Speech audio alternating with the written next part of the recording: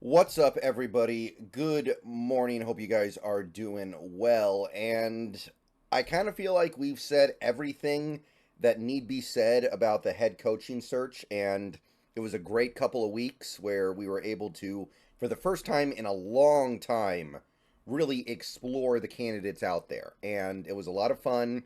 I love doing it. It seemed like a lot of people appreciated a lot of the things that I tried to put out there. Obviously, by the end, people were getting a little bit tired of the super fringe candidates, but I had a great time with it, and it's time to just accept that everything that need be said has been said, and that all that's left is for this Seahawks team to make a decision. And it doesn't sound like they're going to make it for at least a couple more days. So let's go ahead and turn the page on that conversation, knowing that there are only two head coach openings in the NFL right now, and knowing that we should be able to land somebody really good and just shelve it in favor of other offseason things until something else happens. So we've completed the head coaching conversation for the time being. I want to flip things over to the rest of the offseason because after we get the coach in here, we're going to need to think about free agency.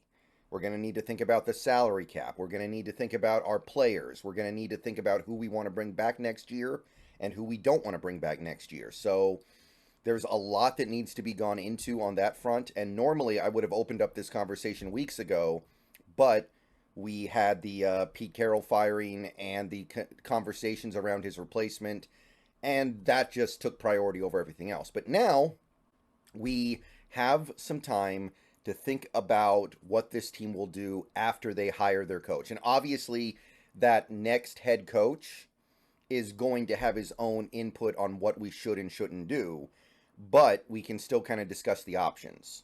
So, before I start talking about free agents, before I start talking about outgoing players, we should start the conversation at the salary cap, the Seattle Seahawks 2024 salary cap situation.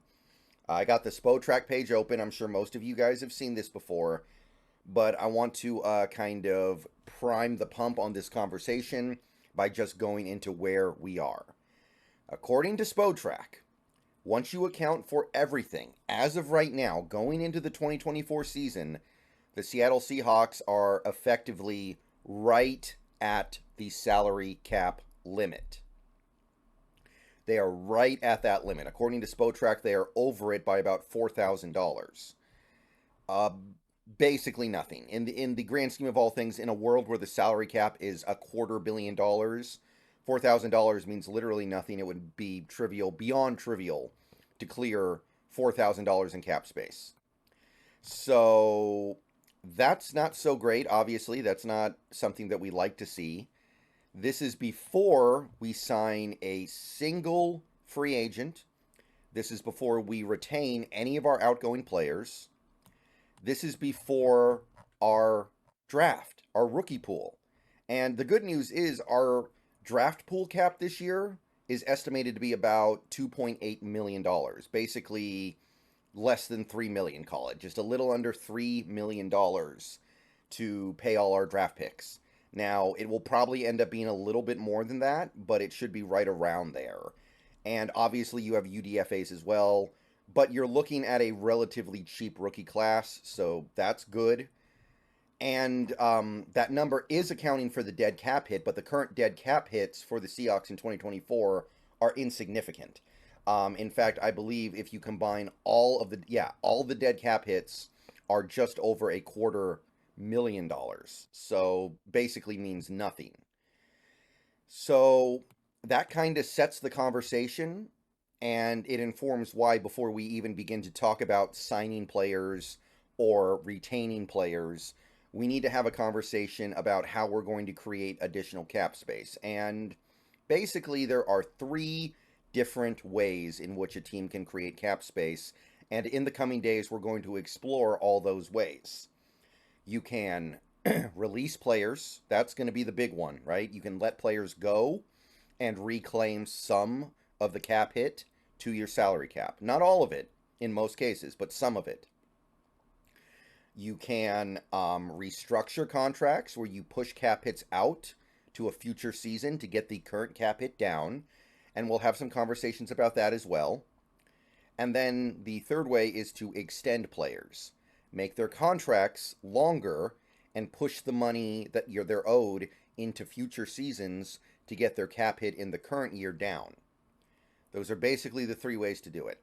And we're going to go over all that in coming days. If you look at the books right now on SpoTrack, oh, sorry, we can't zoom in any more than this. Sorry. I know this looks a little bit small on your screens potentially, but you can see that if you look at our books right now, our issue is that we have a lot of medium large cap hits. We don't have any monster cap hits, which is good. We don't have any cap hits that are more than 12.5% of the cap. So our biggest cap hit is Geno Smith at $31.2 million. That's exactly, actually, 12.5%. So we don't have any massive elephants in the room, but we do have some fairly well-sized elephants in the room. We have Geno Smith at 31.2. You've got Tyler Lockett, who is kind of getting bumped down forcibly to wide receiver 3 on this team, and according to some, didn't even really have a very good season in 2023, making almost $28 million. You've got Jamal Adams, who I think people are beyond done with, at $27 million. And I'm going to pass on Metcalf because I think Metcalf is worth the money, and he's young anyway, so that's not, there's really not much to say there. But then you've got Quandre Diggs, another guy who a lot of people feel like is not earning his money at 21 and a quarter. You got Draymond Jones at 18 and a fifth, about. Not really living up to that paycheck, at least not based off the way he played in 2023. And then you've got Will Dissly at 10. So that's a good collection of guys who are making 8 figures. None of them are making more than 31.2, which is good. There are definitely bigger cap hits out there across the NFL.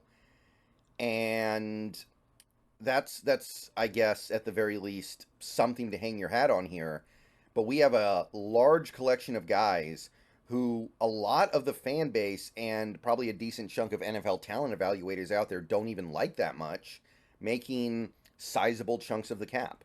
You've got 3 guys making more than 10% of the salary cap this upcoming season right now. More than 10%. And honestly, they're 3 guys that a lot of the fan base would say, I don't even want him, period. Now, of course, I disagree with that. I think Geno Smith is well worth this cap hit. And I think that while Lockett's probably not worth this cap hit exactly, I don't really feel like we should be moving off of him right now for multiple reasons. Obviously, Adams and Diggs and possibly Draymond, that's a different conversation. But point is, there's something that needs to be done here. And you look at the cap hits, you look at the way it's distributed out, it shouldn't be that hard to do something. So the conversations of the next few days are going to focus on the fact that this Seattle Seahawks team does not have a lot of salary cap flexibility right now. They're basically right at the line. Like I said, literally $4,000 over. But it will be easy for them to create tens of millions of dollars in cap space. And we're going to explore all that coming soon. But I just wanted to set the conversation. We're right at the line without signing a single outgoing free agent or bringing in a single free agent or signing any draft picks. So there is work to be done. Whoever we hire, players are going to have to go. Players are going to have to get moved around. Things will have to be done. All right, see you guys later. Go Hawks. More coming soon.